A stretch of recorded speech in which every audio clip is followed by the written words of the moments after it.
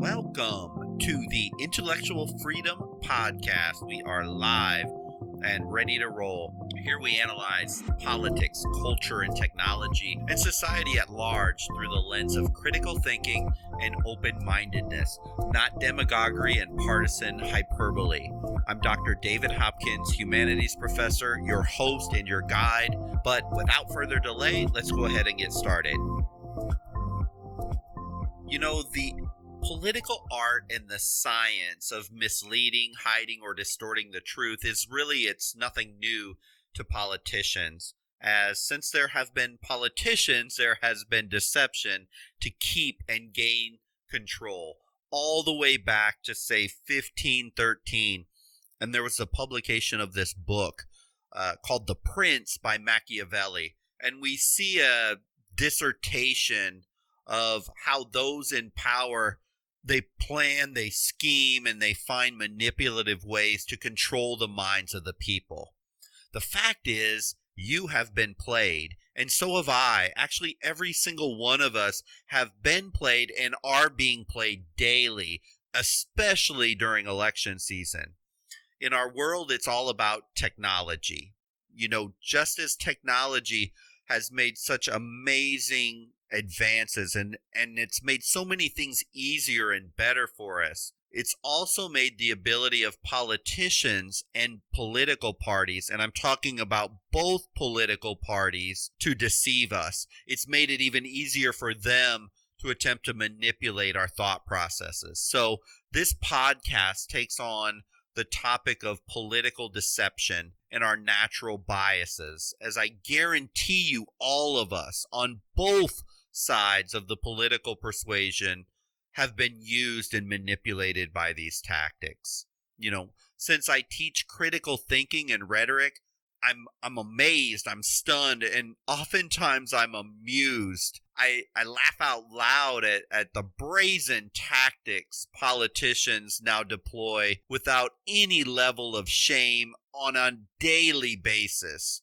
So I thought I should break down just a small piece of this manipulation. So let's go ahead and start looking at this. Breaking news, it is election season. Some may be excited about this, some don't care at all, and others, like me, I cringe in apprehension of what's to come. But one very important aspect that burst on the scene in 2016, and it will surely have a massive impact on the election, is our use of digital media, news, and social media to convince us all which way to vote. This brings to the forefront the question of whether technology, our gadgets, computers, social media sites, they help improve our ability to make intelligent decisions, or whether the technology is actually making us more ignorant and more biased in regards to our decision making on who we elect to public office. You know, I would believe most of us, if not all of us, would say, oh, geez, this technology is making other people so stupid and ignorant. But me, I use it smart, and I'm not swayed by pandering, lying politicians.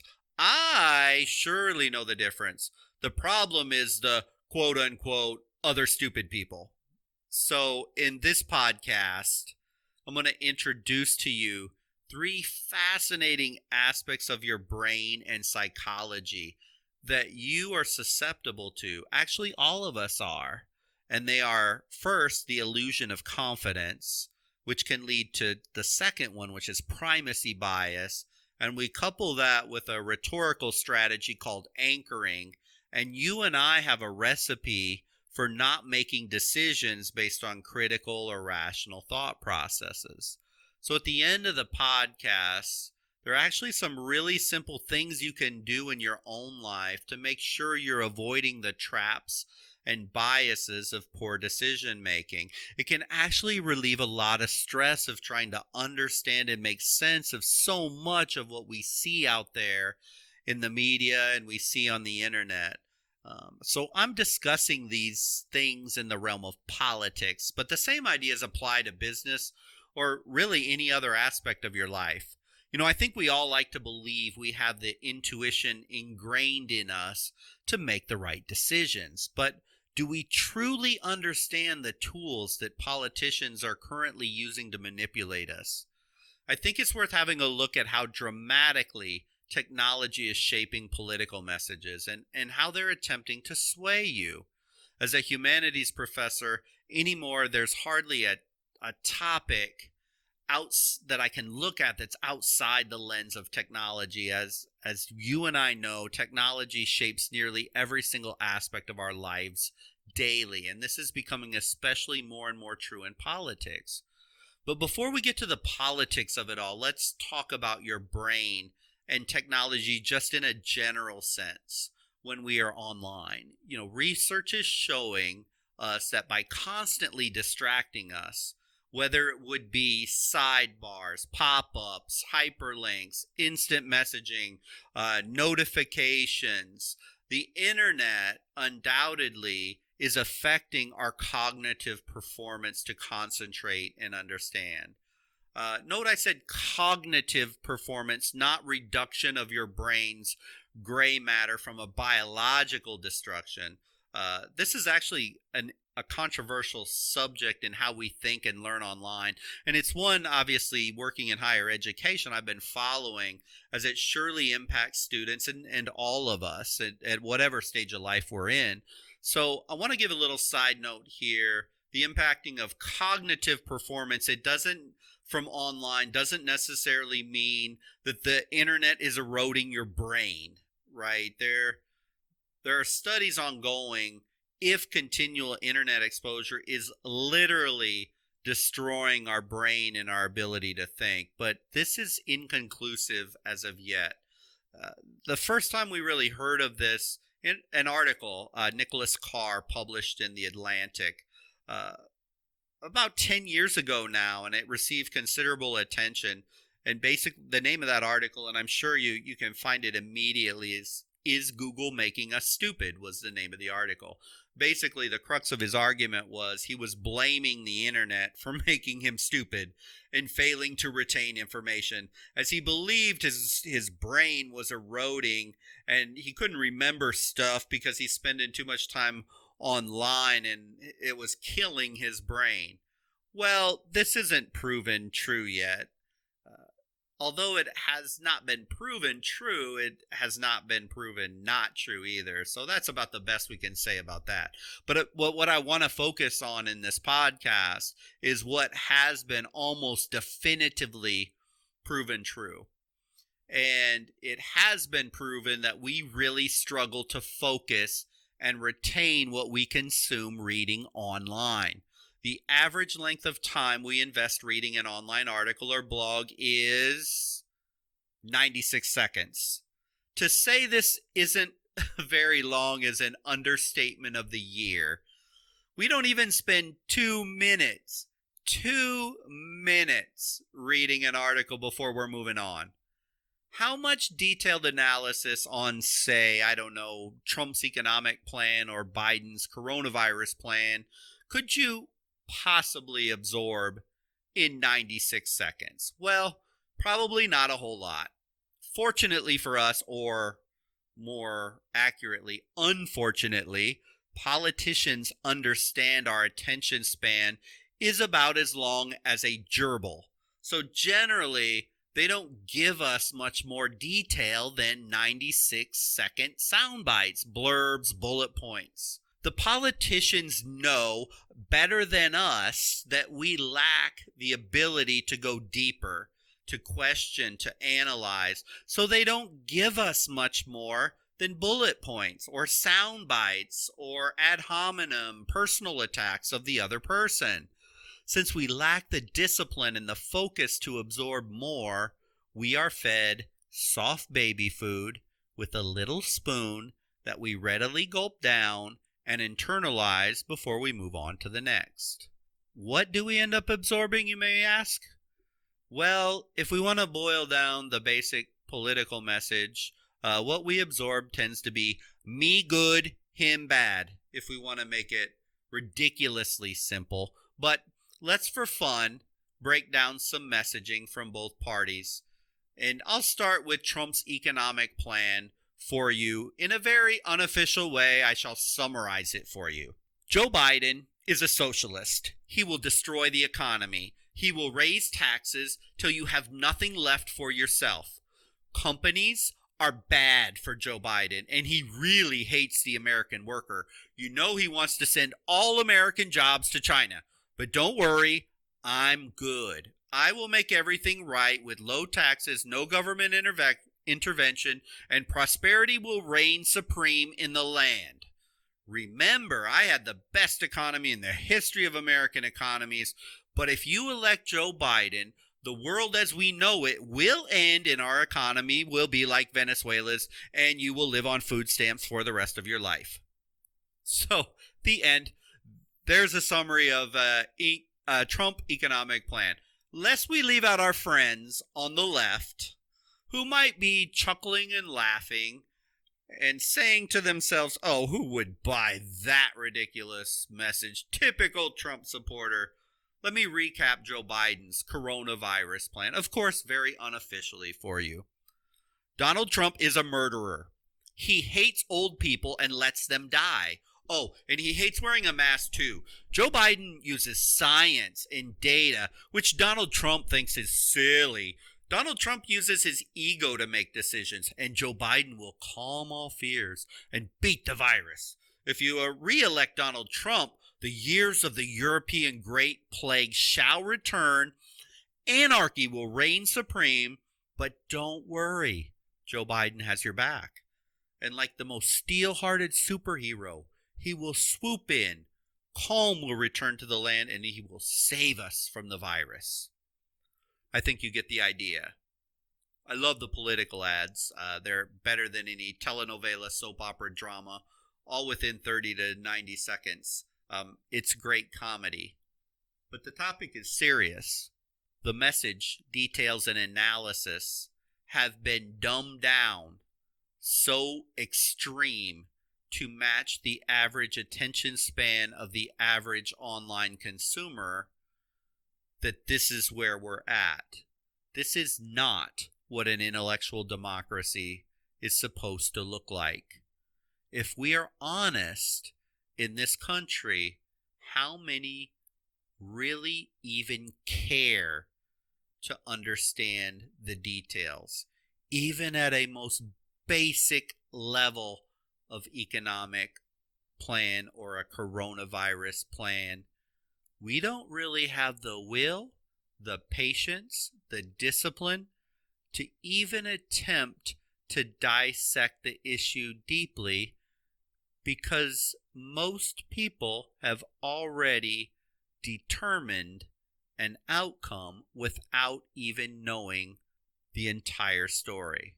It's dangerous to the basic function of a coherent system of government and should scare all of us.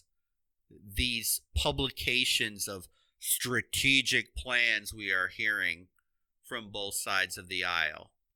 Please reconsider your position if you're thinking right now, oh no, you missed it. My party, my candidate would never be so silly, simplistic. It's the other team. You just don't know. Both parties message the same way because it works for the vast majority of the population on either side of the political aisle. This is very dangerous to a functioning democracy. I challenge you to sit and watch messaging, just the messaging, and leave the candidate and leave your own political bias out of it. And see if your candidate doesn't do exactly like the other. Both do it, and both do it because it works. There are two things all of us need to fight against in becoming educated voters so that we actually vet our candidates properly based on the information that we can actually gather. The first thing online that we all need to be aware of immediately is this idea called the illusion of confidence. You know, as we fluidly and we think fluently move from page to page and article to article with ease, psychologically we believe, or at least we feel like, we're absorbing the information that we're browsing, or at least the most important things we need to absorb. This illusion of confidence online, scrolling, clicking, scanning, makes us think we're these great multitaskers. In the business world, we've been basically trained to wear it like a badge of honor. Oh, I'm a great multitasker. Or in a status quo interview, people will say, well, one of my greatest attributes is that I have the ability to multitask. However, let's just get real. And this is a fact. When individuals try to do two or more things at once that require attention, their performance suffers. It simply does, no matter what you think. Of course, some people handle multiple tasks better than others. This is surely true. Take someone from Gen Z or a millennial, and they can multitask better than someone who's not as fluently used to technology. But studies are showing, in general, regardless of your age and regardless of your generation, we suck at multitasking, even though we like to think we are great at it. When we are multitasking, our cognitive skills and memorization decline. It's a fact. Stanford University ran a very extensive study on this topic, and it discovered that multitasking on the internet, paradoxically, number one, makes users less effective in any one task. Two, they are less able to allocate their attention to an important task. And three, they're even more vulnerable to distractions than someone who just focuses on one task at a time. So consequently, even members of this digital native age, and I'm talking especially most of my college students that are Gen Z and millennials, they're unlikely to develop cognitive control needed to divide their time between several tasks.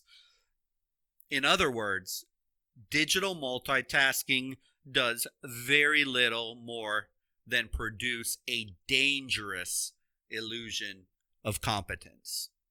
I know, we all like to think we are supremely adept at multitasking and filtering, but really the studies are telling us opposite, especially when analyzing complex and deep issues. I would like to think that the economy or coronavirus would be incredibly deep and significant issues for all voters, but they're being treated like any old soundbite blurb in a portfolio of soundbite blurbs. I want to go one step further with the concept of how we read online and how we absorb content. It is incredibly significant because now I saw a recent Pew Research study found 89% of us get our news online, and that is a huge shift from the traditional media sources. So this is where we are educating ourselves in the areas of politics and political discourse. And since we tend to skim very fast when we read, we become highly susceptible to a form of cognitive bias known as the primacy effect. Basically, as we read and we skim online, our brain determines the first few pieces of information they see as more important than the rest of it. So, for example, in a college classroom, from time to time, pre-coronavirus, when I actually got to sit in a classroom versus teach online, hopefully we'll be back soon, but from time to time, we'll take a couple mainstream media articles, say from Fox News or CNN, and we'll show how they write the titles. And then from that title, how they drill home the main point. And usually in the first and second paragraphs. And we look at the language and the meaning and the story and the messaging in the title and the first couple paragraphs. And usually it's unbelievable, stunning, unheard of revelations, high emotions, breaking news, grab the attention type hyperbole at the very top with the most impressive thing in the title. And the first paragraph just as dramatic, and the second one often as well. But often, if you have the patience to read all the way through the article, all the way to the bottom of the article, at the very end, we find writers putting a soft close. And it closes something to this effect. Well, it could end up being as terrible as I said in the title in the first paragraph, but actually, in the real world, there is still much we don't know until we can draw the final conclusion. Politicians and the media use the primacy effect against you in what you read. Mostly, as we're going through our day, we don't even recognize this structure. But I promise you, the politicians and the newspaper writers and the marketeers, they understand very clearly that devious manipulation. And when they effectively deploy that, it can change a person's opinion. 96 seconds can usually get you through the first couple paragraphs. If while you're listening to my voice here, you think of your normal browsing history online, how often do you stop at about the second paragraph?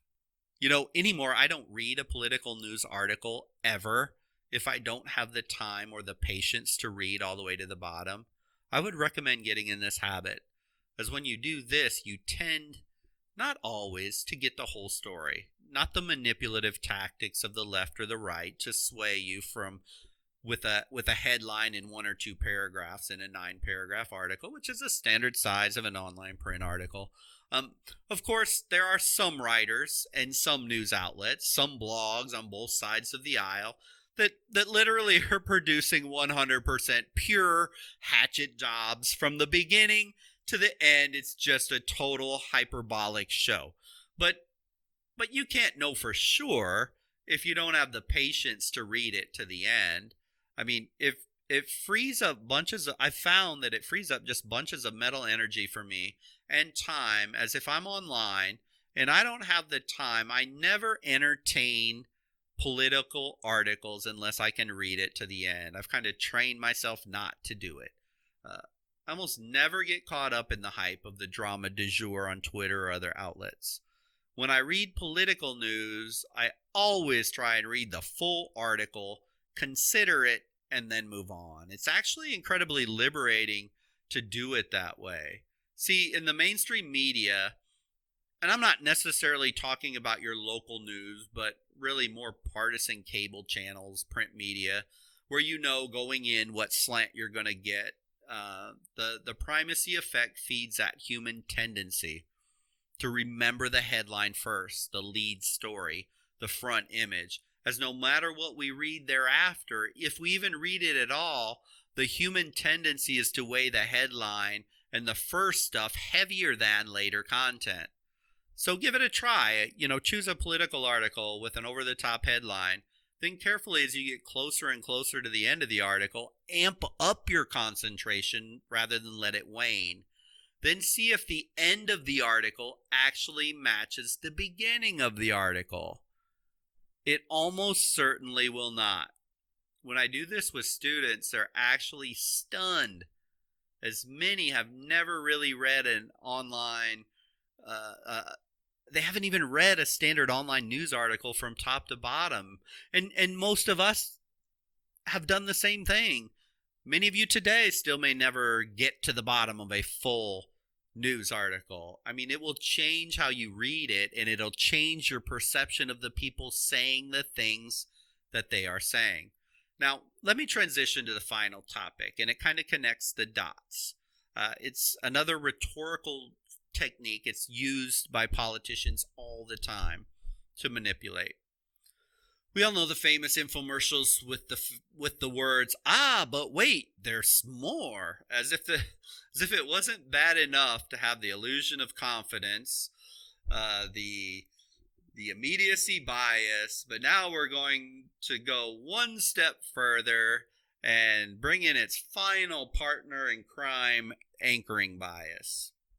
So anchoring is a term used in psychology, and it describes a human tendency to rely very heavily on an anchor or one trait or one piece of information when we make decisions. I'll give you a really good one that's just started popping up. Donald Trump's statement, "I am the law and order president." This is an attempt to embed and anchor. If you've noticed, as the riots and the protests are going on and they continue to drive on, he started to amp up and ramp up rhetoric, trying to create this anchor. During normal decision making, individuals, you and I both, we rely on very specific information or specific value, and then adjust that to account for, justify, minimize other things that maybe aren't quite as good. But if the anchor is in place, we'll kind of look aside on some of the other problems. Usually once the anchor is set, there is a strong bias that the value and ultimately the person will be accepted.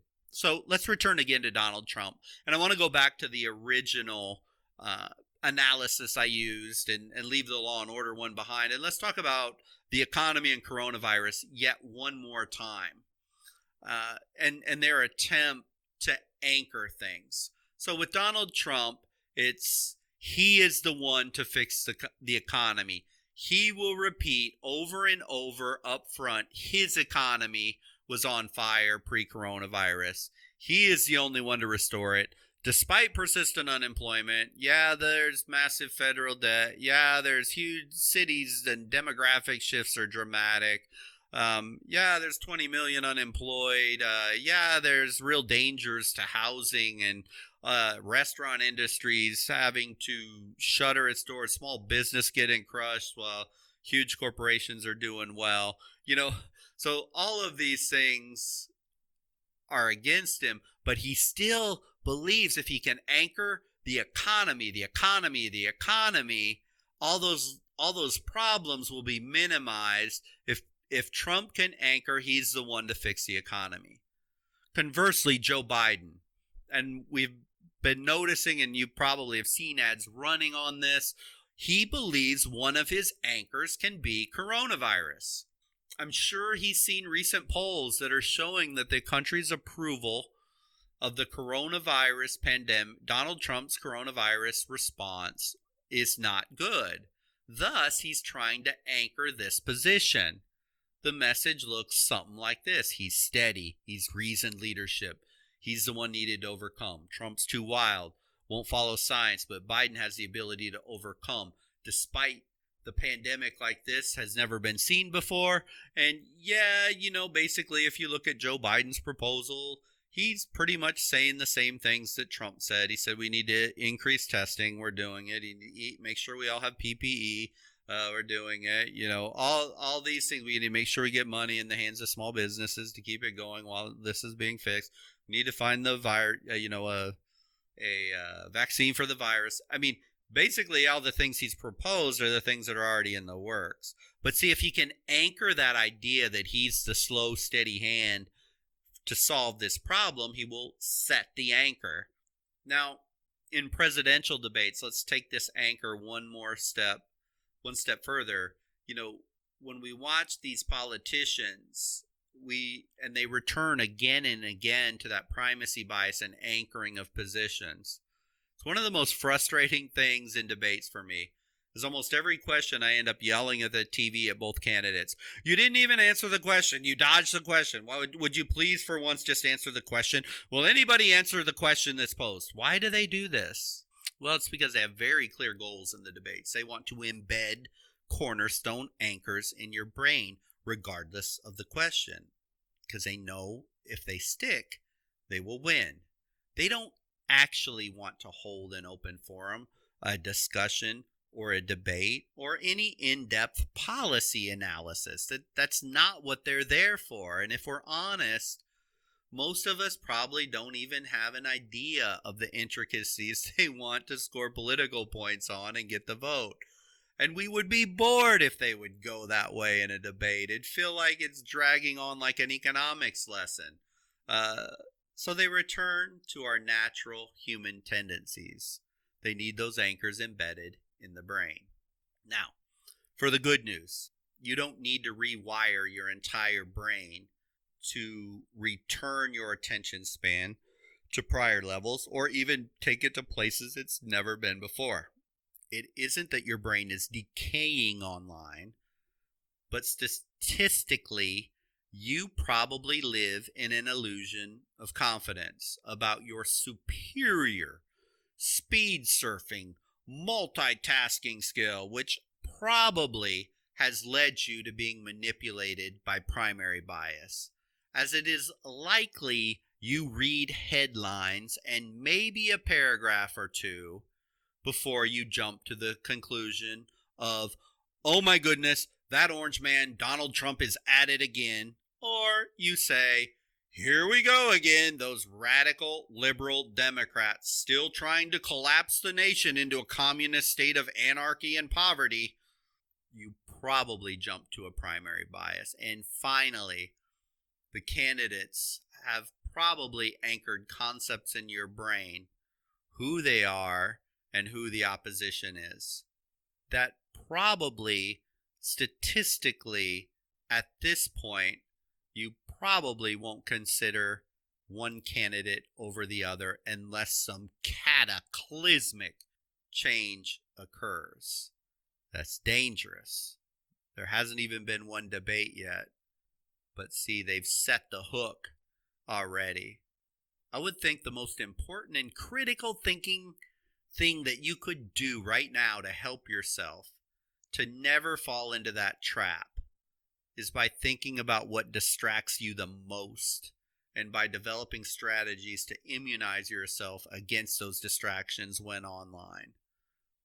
Don't skim political articles in 96 seconds. If you are going to read a political story, commit to reading the entire article and read more carefully towards the bottom of the article than the top.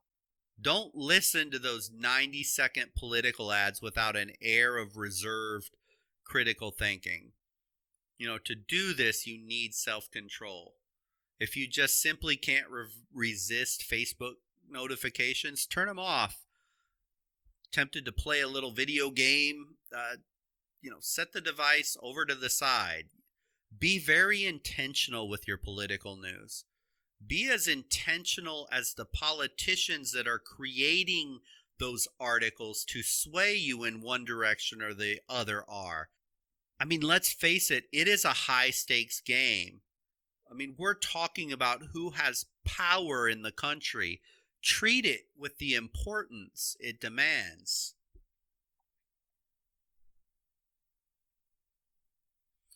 Be careful to not get sucked into partisan cable news. This applies equally to both sides of the aisle. You do realize when you watch these cable news shows that their goal is not to deliver news by now. It's to get you fired up. It's to get you angry. And that's how they keep you watching.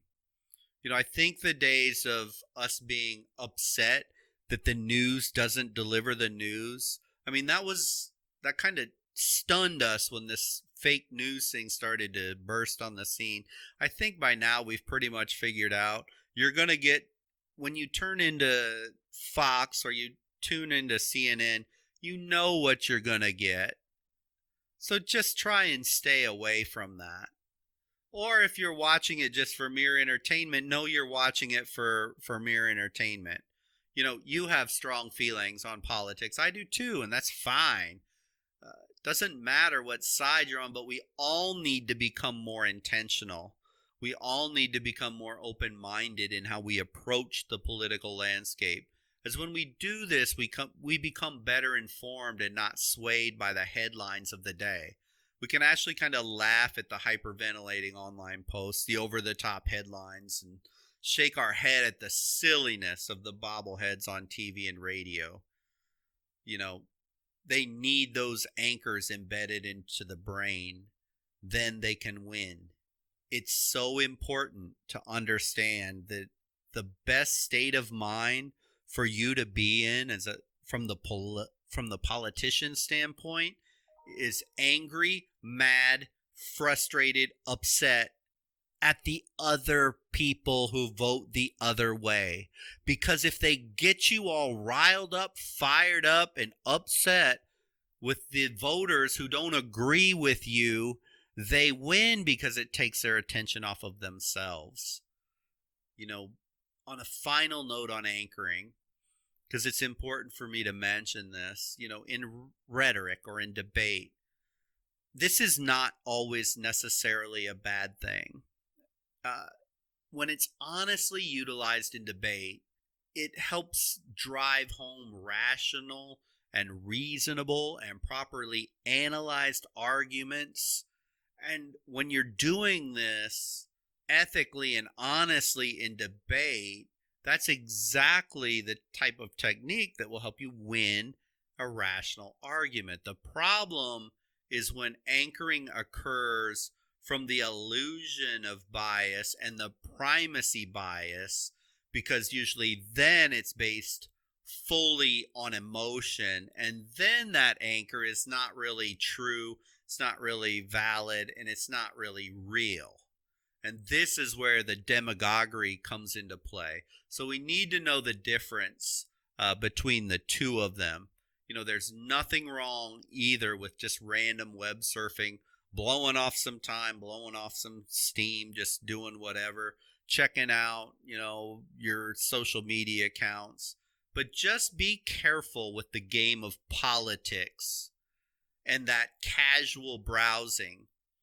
Because politicians, they're laying in wait like wolves on the hunt to influence your mind when you are not fully concentrating or paying attention.